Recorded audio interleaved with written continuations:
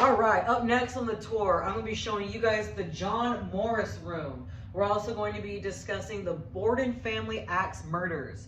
Now, Mrs. Borden was the first to die. She was last seen alive at 9 a.m. by her daughter, Lizzie Borden, who we later find out kills her whole family.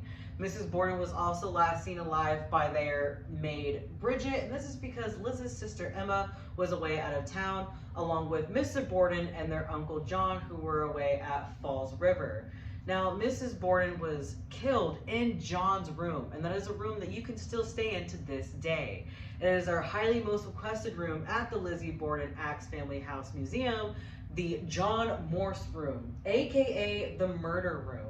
Now, Mrs. Borden was found with no defensive wounds, and there was no sign of a struggle whatsoever, which is weird, right? Because if I was being attacked, I'd want to fight them off. But we also don't know what kind of position Mrs. Borden was in at the time.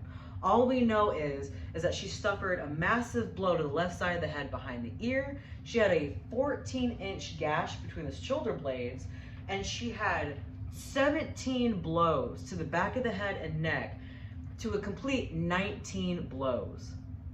Mrs. Borden was found later that day face down in a pool of her own blood.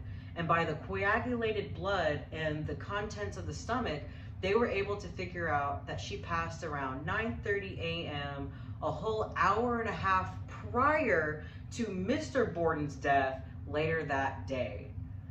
Now, if you go into the dining room of the Borden house, you can see a picture where they had the autopsy, and it's Mrs. Borden's body laying face down with a mirror above, and you can see the camera in the mirror taken of the crime scene.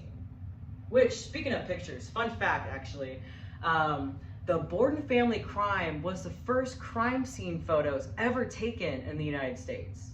Isn't that crazy? And we're still talking about it to this day. All right, now if you follow me over here, you're gonna come see something else on the tour.